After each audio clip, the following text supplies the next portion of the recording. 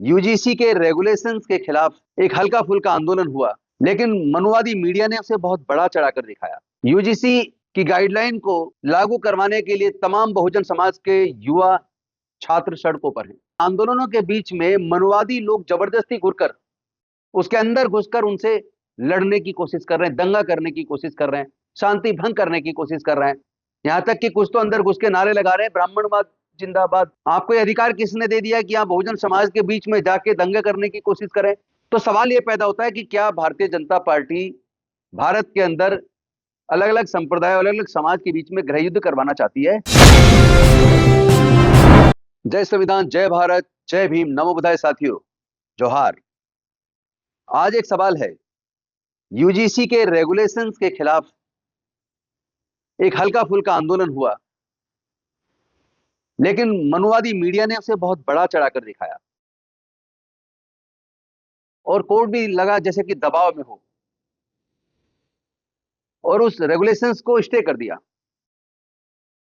UGC की guideline को लागू करवाने के लिए तमाम बहुजन समाज के युवा छात्र सड़कों पर हैं, आंदोलन कर रहे हैं।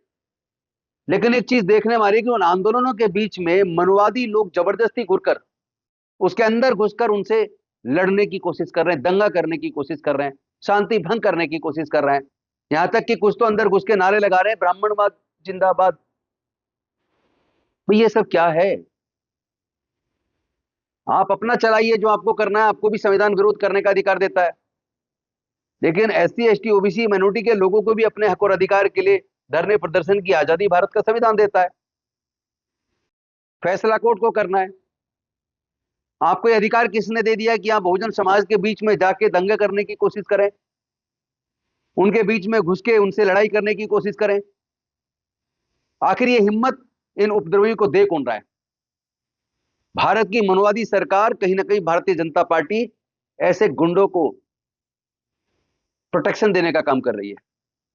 तो सवाल यह पैदा होता है कि क्या भारतीय जनता पार्टी भारत के अंदर अलग अलग संप्रदाय, अलग अलग समाज के बीच में गृह युद्ध करवाना चाहती है? आखिर देश में ये अशांति पैदा करने की कोशिश भाजपा के संरक्षण में लोग क्यों कर रहे हैं? इससे किसको फायदा होने वाला है?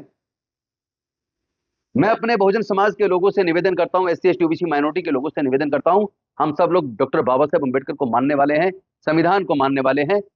कम से कम हमारा कोई आदमी कानून को अपने हाथ में ना ले, किसी के भड़कावे में ना आए। हमें अपने हक और अधिकार की लड़ाई को शांतिपूर्वक तरीके से, संवैधानिक तरीके से लड़ाई को जारी रखना है। हम सब आपके साथ हैं, चिंता मत कीजिए। उपद्रवी हारेगा, बहुजन समाज की न्याय की लड़ाई जीतेगी।